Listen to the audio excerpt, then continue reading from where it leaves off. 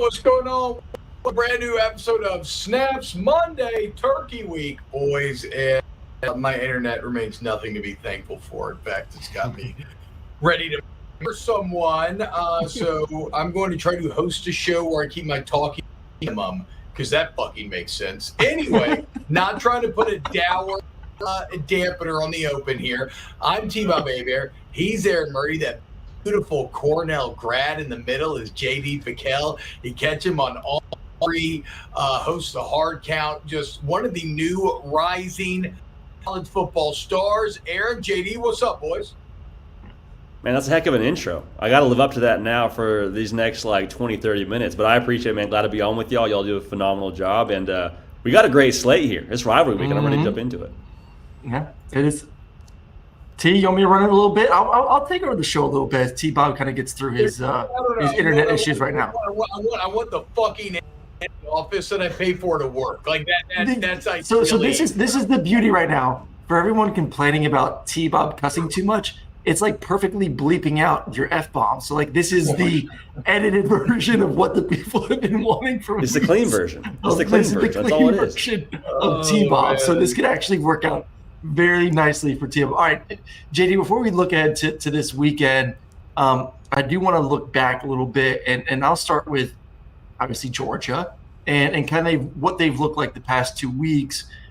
What has changed in your mind from what we saw from UGA for the first 9 weeks of the season to where they are right now heading into this game for Georgia Tech this weekend?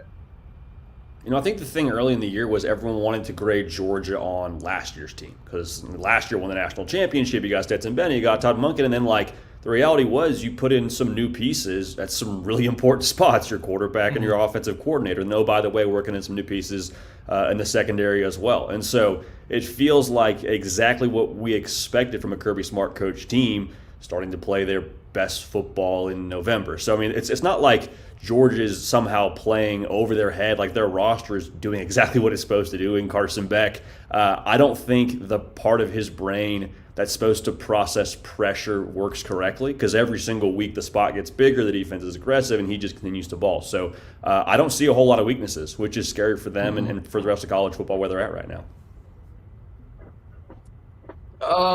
Okay, so if you're is when you look right now, obviously they're playing dominant football. Carson Beck seems to be his own completely. How much of them currently kind of like that national championship favorite is because we almost seem to lack another elite team in college football this year? I think that's a fair question, and I think some of it too is the filter we're running it through. We haven't seen Ohio State play anybody in a minute since the beginning of the season, and so they've kind of fallen off people's radar. Michigan looked good against Penn State, but we haven't seen them go toe-to-toe with the kind of schedule where Georgia's played all these ranked teams the last couple of weeks, and so I think the momentum is right now. Georgia's kind of that flavor of the month, and it's hard to see in November them be so dominant and not think they're going to be a national championship kind of team. So, y'all know this as well as anybody. It's such a snapshots thing, week in and week out. We leave 1 week, and now we're saying, well, Michigan, do they have problems offensively? Are they going to be able to hang with Ohio State because they look bad against Maryland? It's so week to week we have this running definition. So I think it's a fair assessment. But early in the year we're like, hey, Ohio State, they beat 2 top 10 teams. Ohio State, they have a chance now to run the table. Is this the year? So it's so much a flavor of the week kind of thing. I think Georgia's just that flavor right now.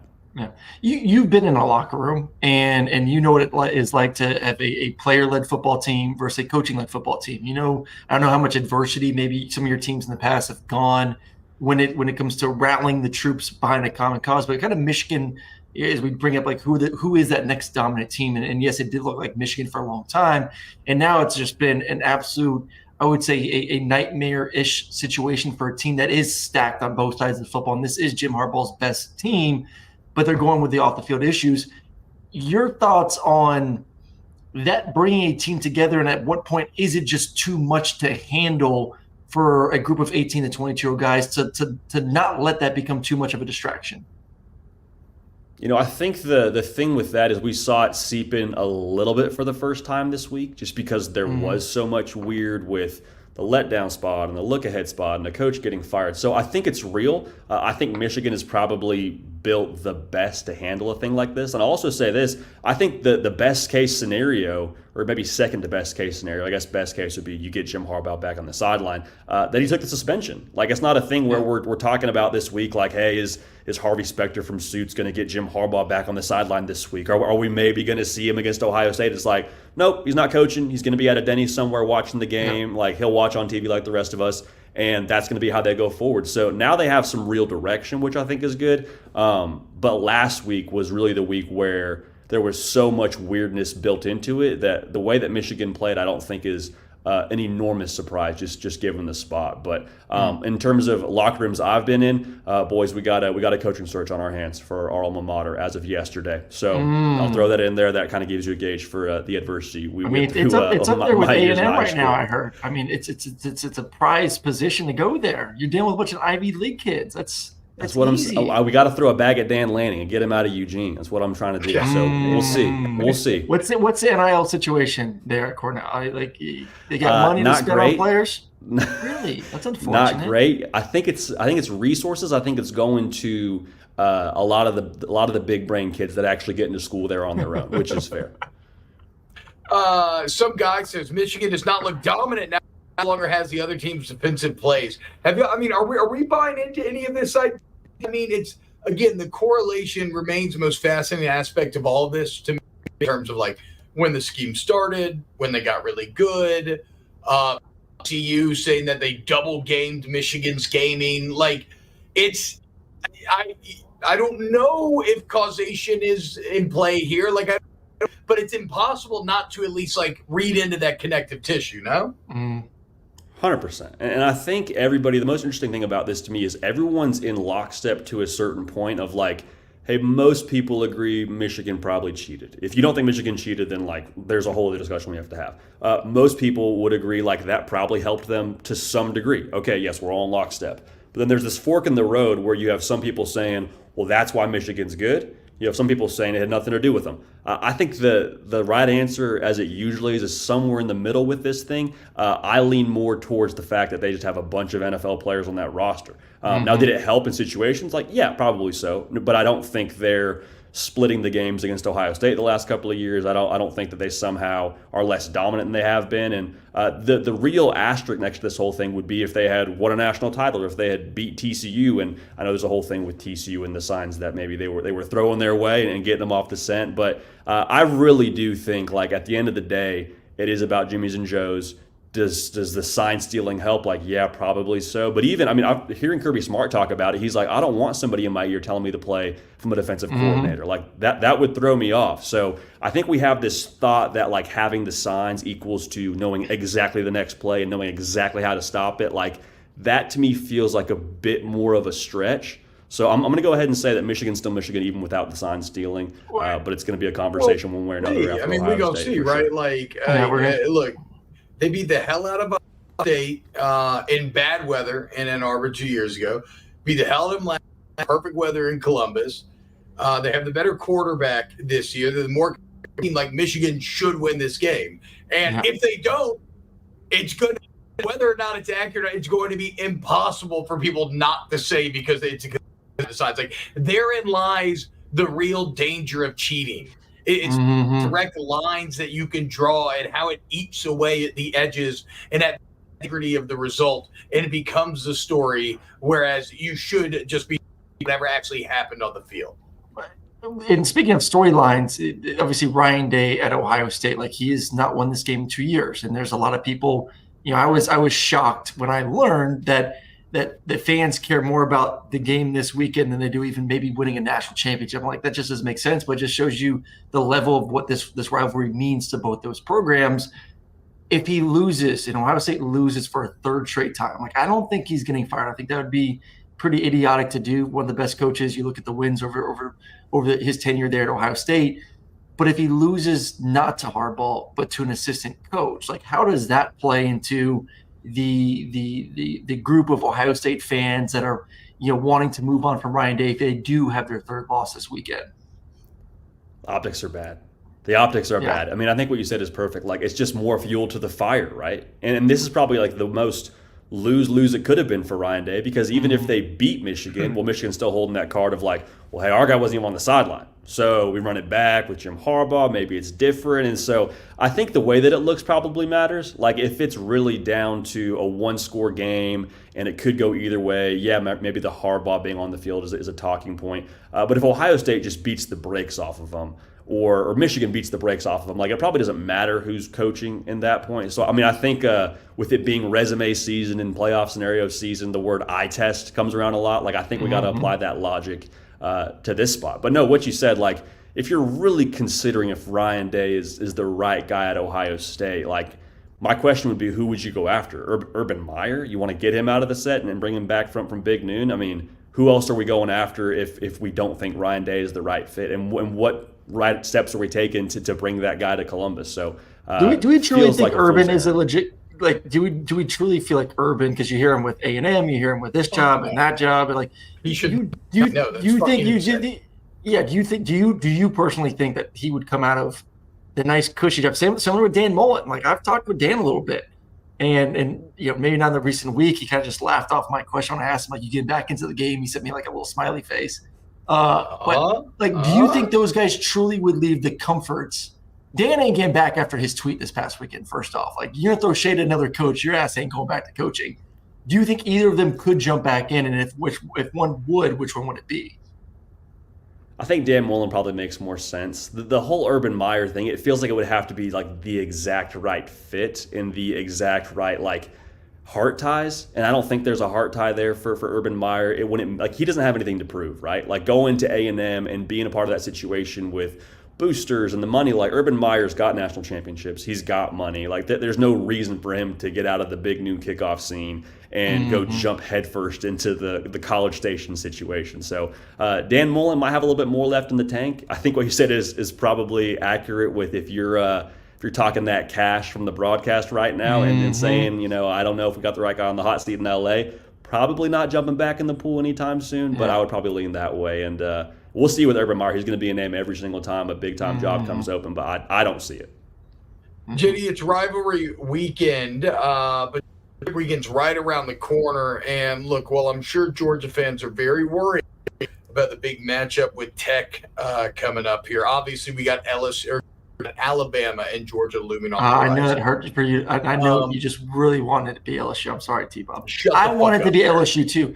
I was going for the Tigers all year. You know I was. Whatever. The point is, we're too close to it.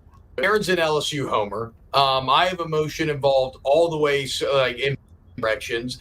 You're kind of like an independent observer. You're the alien that can come here and look at this game and say, here's how I score it. Why that to me, Kirby Smart has more national championships than he does wins. Nick Saban. Do you think that changes here in 2 weekends? Yeah, I'm happy to be the third party here, as Cornell just missed the SEC championship game this year. Yep, barely.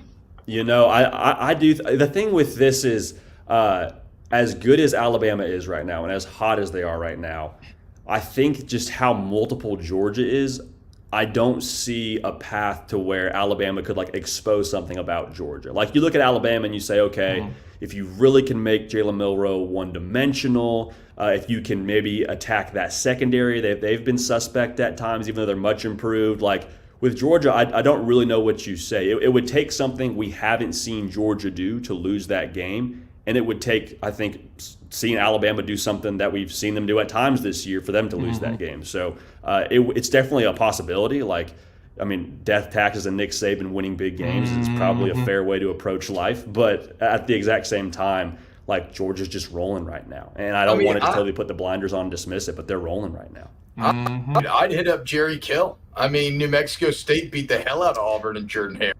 I mean, what did Georgia win by 8? What are we talking about? Yeah, that's fair. Mexico, totally fair. Transitive Sports Property, hit up Kill, get a little advanced scouting, figure out how to do it. Get some signs. Get some signs from New Mexico State and see what we got going there and make something happen. All right, back to rivalry week a little bit too, heading into the games this weekend. Obviously, we had the Georgia Tech game, which is a big rivalry game, as T-Bob likes to discuss that. What's your other big game you're looking at this weekend besides Ohio State and Michigan? Like when you think of rivalry weekend, all the great games, Egg Bowl on Thursday night, like which one are you most fascinated in watching? Hey, Florida State got a lot more interesting as of Saturday night.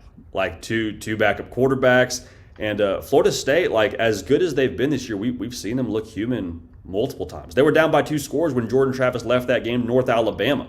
So you wonder now: is there a sense of urgency? Is there a sense of composure still there with Tate Rodemaker going in the game now? So that one has massive implications.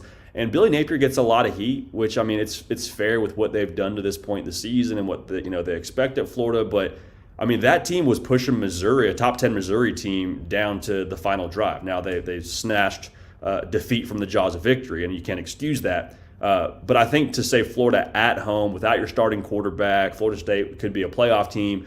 There's so much built into that game to where I think that has to be one you watch. Also, T-Bob, we got Nebraska fighting for bowl eligibility, the 5-5 bowl. That's going to be a big one against. I'll take the under, whatever it is right now with Iowa, Nebraska, but I'm watching that one closely as well. And it just sucks, dude. I know it's in Lincoln. I'm feeling good about that element, but Kirk Ferentz is once again just reaching his final form. They've hit the under in every single game this season, and yet they've already won the Big Ten. Probably going to win 10 games again. The man is a master at this form of football, and like Nebraska's style this year just plays right in his hands. It's like it's kind of like we talk about with Kentucky and Georgia, right? You don't just get to play pro style against Georgia and Kentucky and hope to win. But we'll see. I think the answer is Egg Bowl, boys, and I love the Egg Bowl because it is a game that never has any national hopes. Like the fact that maybe it decides whether or not Ole Miss is going to be a New Year's game is the closest thing that this game will ever get to mattering to a championship or bowl season or any shit like that.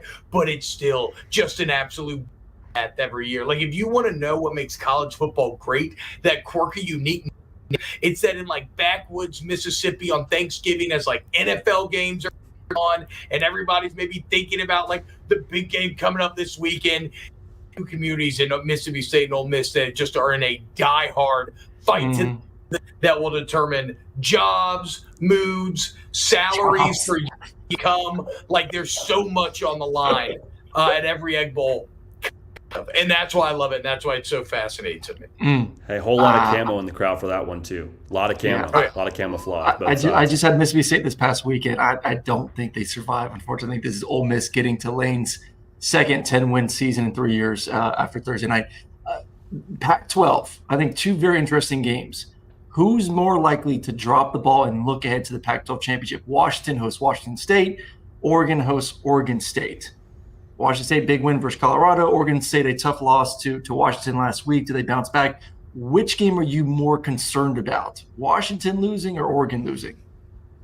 I'm more concerned about Oregon by nature of it being Oregon State, and they're better up front just purely by the nature of opponent. Now, I will say this too. Washington, I've treated them like last year's TCU, like week in and week out. I feel like I'm crying wolf and saying, well, this is the week now. This is the week where Washington, they drop the ball, they do this. And like every single week I've been wrong. So like I'm eventually going to like correct my train of thought here. With Washington State, I don't think they're able to keep pace with them. When Penix is rolling, man, and they got Roma Dunze on the outside, like if they just have that matchup and they go to the well time and time again, like a family during Christmas going to Target, like every single time they're going to him, it's unstoppable. And so I think that they're probably in good shape. I think they still make it to the Pac-12 title game. For the record, I like both teams to win this week, and I do like Oregon to win the Pac-12. Yeah, classic. Right. You probably liked Oregon. Yeah, no, for sure. Did you probably liked Oregon to beat Washington last year? And I did. You probably liked him to beat him this year in Washington. You probably like him to win the Pac-12 championship. I guess you could just be fucking wrong for a third time in a row. Eventually, y'all are going to show some fucking respect to the team that's what now 22 in the past 23. Like I don't know what was like, and it ends games in different ways. Like Michael Penix down multiple times has not had his best, and they still find a way to win. Whatever, dude. I hope my Huskies finish this fight and just shut up everybody trying to put Oregon on this. Like, what has Oregon done, JD? Tell me. Why do you like so Oregon's been, I mean, they they blew out Utah, a team that Washington messed around with at home. Give me a Utah record, JD. Give me a Utah record right now. You call him JD Boo. Let's see. I got fired We up can go in the find them bank. for you. I mean, let's not act like Utah is just like run-of-the-mill football team here. Hey, Right. T-Bob is just defending his Washington team. No. Yes, you are. Let's be clear about what Utah is. Utah is a mid-tier journeyman wrestler that they just use to put other teams up. Everybody's like, oh, they beat Utah this year. Like, oh, Washington beat Utah. Oh, Oregon beat Utah. Well, Washington beat Utah by a touchdown at home. So if they're a journeyman wrestler and Washington's messing around with them at the crib, I don't know, because Oregon blew the doors off them. Look, man, you got to give the people what they want. It's a show, dude. So, no, I'm just saying. Where's Oregon's other big win?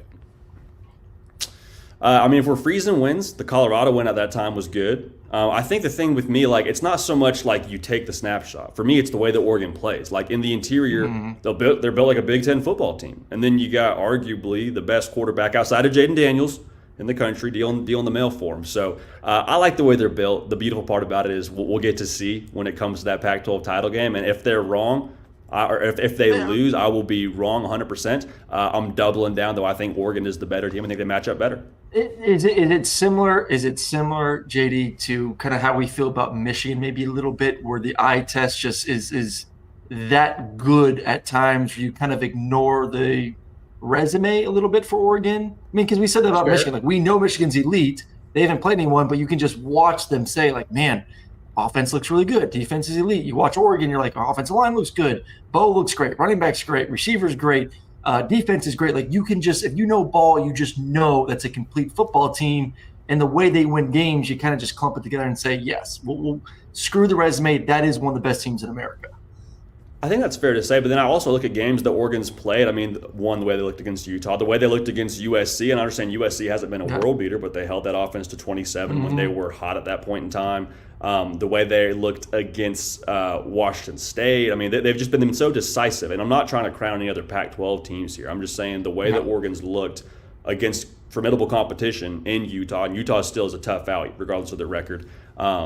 I like them a lot. I like the way they're built. So I think there is, and also, I mean, we can go back to the game against Washington. On the road, Oregon had a chance in multiple spots to win that game. So I don't think it's just this sizable margin where Oregon's clearly the better team in the Pac-12, but I do think it's, like, in my mind, clear cut of Oregon #1 and Washington #2 when the dust settles.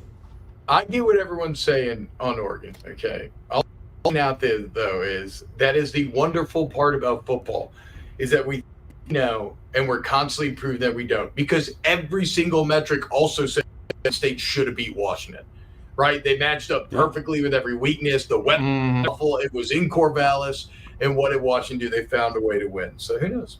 Yeah, maybe they can keep this thing rolling. I had a question real quick for JD, because you brought up the Bo Nix and Jaden situation. This has been an interesting, obviously, debate over the past couple weeks because Jaden's in the conversation for Heisman right now. He is, to me, clearly been the best player in college football, and that's kind of what the award's meant for. Who is the best player in college football? I thought T-Bob tweeted out a great stat between Marvin Harrison Jr. and even the receivers, I think it was Neighbors at LSU. It was Malik and how much superior, close. And how much superior Neighbors has been to Marvin Harrison Jr. this year. Like, how do you view the award with let's just focus on those three guys?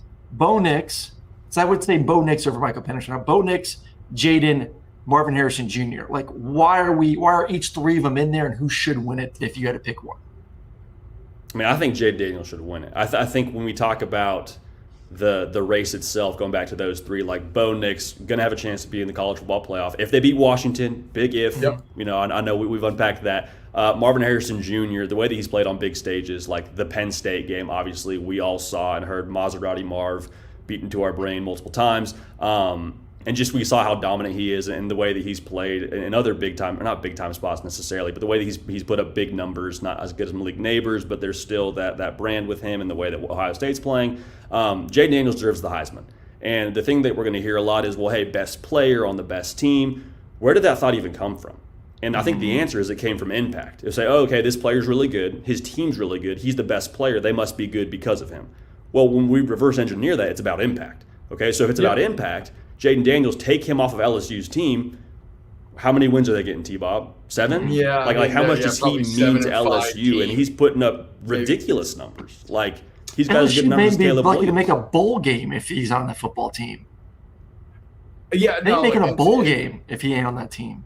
Let's be clear though. They he's got to finish this fight. The entire LSU season comes down to the Texas. If they win, 9-3 is great, and he'll probably have a very good chance of winning the Heisman. If the whole season completely shatters, 8-4 would be like an abject disaster around these parts. The one thing I would say, Marvin Harrison Jr., I get it, he's him, but I would give the Biletnikoff to Franklin. Wait, am I screwing up his name out of Oregon? Why is my Troy Franklin? Troy Franklin. Yeah. Okay, my bad, boys. I mean, Troy Franklin. I think Roma Dunze has had more of an impact. Members. I could get into Luther Burden. Like, I don't even got to go like Malik Neighbors, who statistical category. Like, Marvin Harris Jr., awesome player, 4 games with 35 yards or less. Yeah. None of those other guys get shut down that much. 4 games now with 35 yards. It's not he's got shut down. It's not like he's got shut down. It's just he doesn't have a good quarterback. I think that's the biggest thing hindering him from that. You're getting more numbers. This is not an Ohio State team where the quarterback hasn't gotten better enough. Okay. But I'm not defending him here. I don't think he should get the Heisman. Yeah. I'm just saying, like, it's not he's been shut down necessarily. No, I don't think he is the guy throwing to him. He that either. The Heisman. No. And I think also you're not relying on Marvin Harrison Jr. the same way. Like Malik Neighbors, every week he's got to get buckets. Otherwise, like the LSU as a whole isn't rolling. I mean, Oregon the same way. They're dealing with the ball through a fair amount. Madunze this last weekend, like Penix threw for like 160 and then like one of it and 2 touchdowns just go to Rome.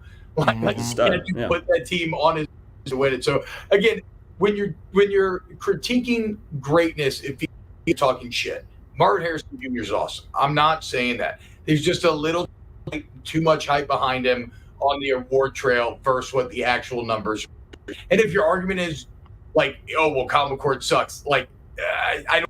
Very strong argument. I feel for Harrison, like that sucks, but I don't know if that puts you over guys with better numbers. No, I agree.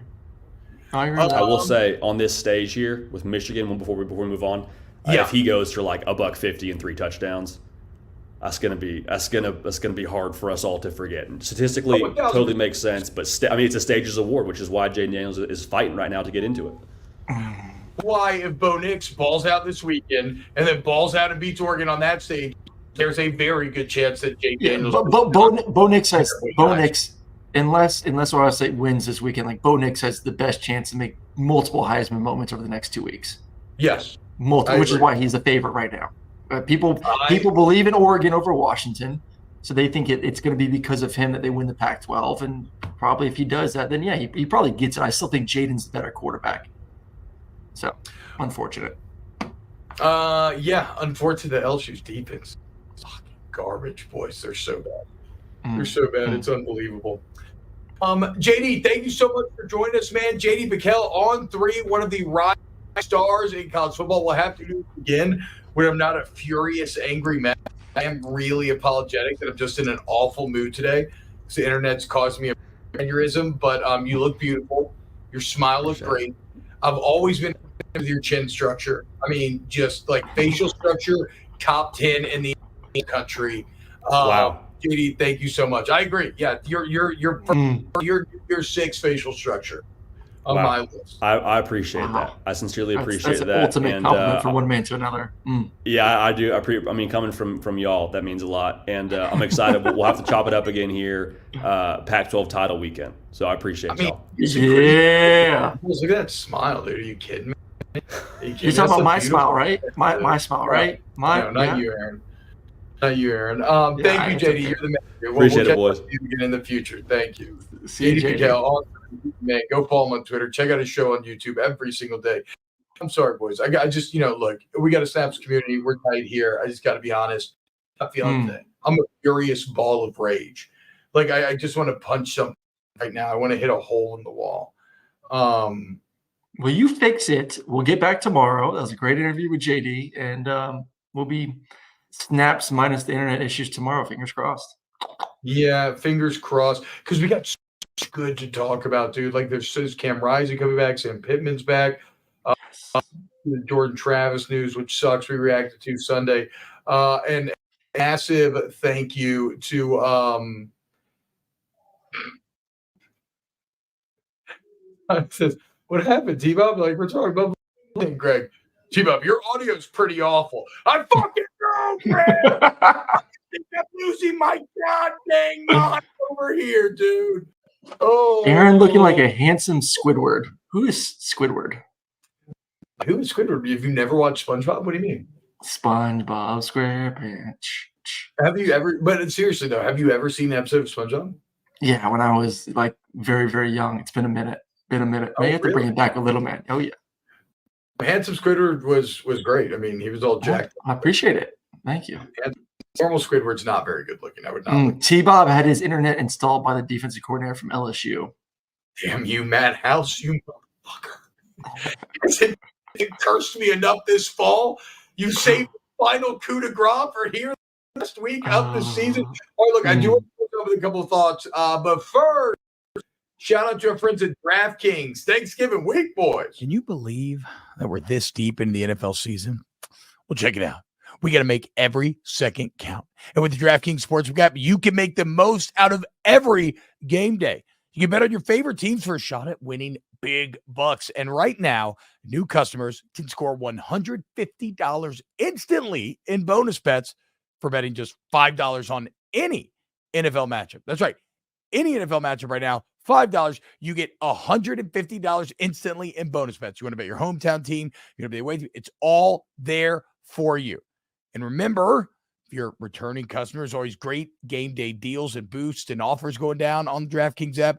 And you can always do your multi-game or same-game parlay. So get in on the action with the DraftKings Sportsbook, an official sports betting partner of the NFL. You download the app now. Use the code TBOB. Okay, if you're a new customer, TBOB, new customers, $150 instantly in bonus bets for betting just $5 on the NFL. Only on DraftKings Sportsbook with code TBOB. The crown is yours. I hate you all in the chat very much, but I hate you all. Really, I love you. Thank you everyone for subscribing. Road to 9K continues. Around 8. We'd love to see that continue. And please make T-Bob feel better by hitting the like button. Just give him a thumbs up. Just give T-Bob a big thumbs up so he doesn't destroy his office in the next 5 minutes when this ends. Is T-Bob stuttering or is it his internet? T-Bob sucks. Go Ducks. Guys, I'm not even talking shit about Oregon. If I'm objective, like, I get what you're saying. I probably think Oregon's going to win. I'm just pointing out that this surety needs to be countered by the fact that we keep probably Washington's going to lose, and all they do is keep winning. That's all I'm saying. And Caleb has much more of a head coaching resume in big games to fall back on than does Dan Lanning. Saying, boy, no Duck hate. Ducks are awesome, dude. I love you too. You're my favorite greasy Texas hater. Hell yeah, dude. All right. Unfortunately, we got to call it. And I will figure this out by tomorrow. You have my promise.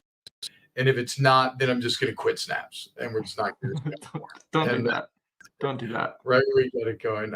Yes, Michigan is stealing my signal first. A very good call. T-Bob's Internet thinks it's 420. Okay, we'll be back tomorrow. First, though, Papa Colin has a message from our friends at Vault.